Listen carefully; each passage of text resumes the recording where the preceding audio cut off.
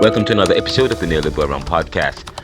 There is a letter that is being circulated by Roman Sheremita, who is professor of economics at the University in Kyiv. Professor Roman Sheremita of economics. He's also a board member, founding rector of American University Kyiv. He's circulating a letter that the former political prisoner and former president of Poland sent to President Donald Trump in the wake of the debacle or the disastrous meeting between Zelensky and President Trump in the White House. And we have the letter here that we've published in the Neoliberal journals as well. That's available, and I will share the letter with you. According to the letter says this: former president of Poland, Lech, Walesa, wrote the following letter to Mr. Trump. Your Excellency, Mr. President, we watched the report of your conversation with the President of Ukraine, Volodymyr Zelensky, with fear and distaste. We find it insulting that you expect Ukraine to show respect and gratitude for the material assistance provided by the United States in its fight against Russia, lowercase Russia.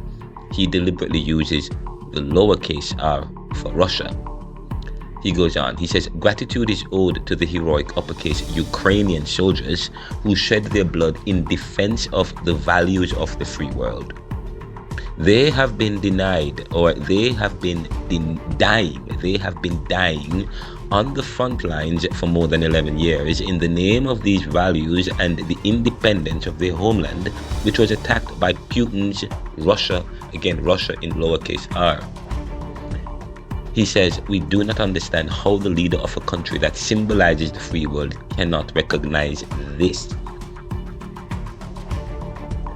Our alarm was also heightened by the atmosphere in the Oval Office during this conversation, which reminded us of the interrogations we endured at the hands of the security services and the debates in communist courts. Prosecutors and judges, acting on behalf of the all-powerful communist political police, would explain to us that they held all the power while we held none.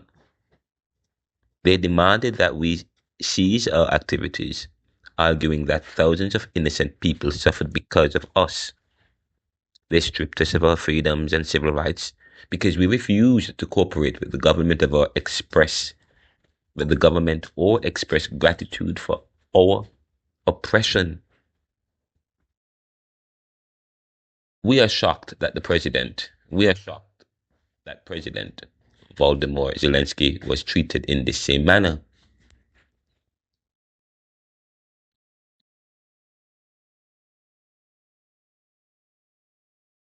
They demanded that we cease our activities, arguing that thousands of innocent people suffered because of us.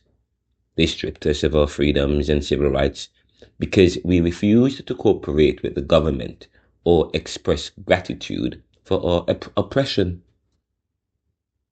We are shocked that President Volodymyr Zelensky was treated in the same manner.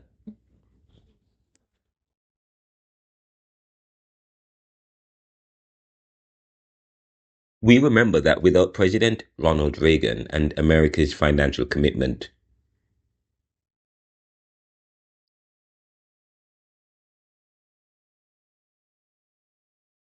the history of the 20th century shows that whenever the United States sought to distance itself from democratic values and its European allies, it ultimately became a threat to itself. President Woodrow Wilson understood this when he decided in 1917 that the United States must join World War I. President Franklin Delano Roosevelt understood this when, after the attack on Pearl Harbor in December of 1941, he resolved that the war to defend America must be fought not only in the Pacific but also in Europe, in alliance with the nations under attack by the Third Reich.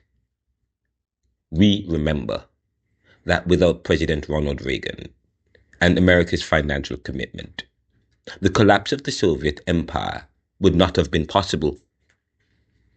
President Reagan recognized that millions of enslaved people suffered in Soviet Russia and the countries it had subjugated, including thousands of political prisoners who paid for their defense of democratic values with their freedom.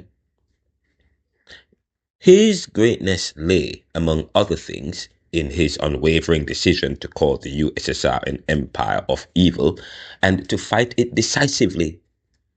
We won today. We won.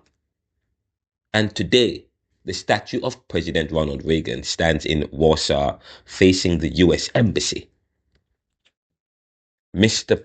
President, material aid, military and financial, can never be equated with the bloodshed in the name of Ukraine's independence and the freedom of Europe and the entire free world. Human life is priceless. Human life is priceless. Its value cannot be measured in money. Gratitude is due to those who sacrificed their blood and their freedom. This is self-evident to us. The people of Solidarity, former political prisoners of the communist regime under Soviet Russia. We call on the United States to uphold the guarantees made alongside Great Britain in the 1994 Budapest Memorandum, which established a direct obligation to defend Ukraine's territorial integrity in exchange for its relinquishment of nuclear weapons. These guarantees are unconditional. There is no mention of treating such assistance as an economic transaction. Signed, Lech Walesa, former political prisoner and President of Poland. Submitted by Roman Sheremeta, Professor of Economics, Board Member and Founding Rector of American University, Kyiv. That was also available in the Neoliberal journals at the Neoliberal Corporation's More Magazine website page, theneoliberal.com. I'm Renaldo McKenzie, the creator and host and president here at the Neoliberal Corporation, creator and host of the Neoliberal podcast, author of Neoliberalism. Of course, we will talk about this some more. We will have a guest on the show on the 17th of this month. We will have the CEO of Revere, Mr. Woodrow II will come to the show and he will talk about some of these things we will talk about more about this. This is the Neoliberal podcast. Please continue to subscribe on any stream, YouTube, or you can subscribe via the any podcast stream. You can find your stream by going to anchor.fm/theneoliberal. And please don't forget to support us by going to anchor.fm/theneoliberal/support.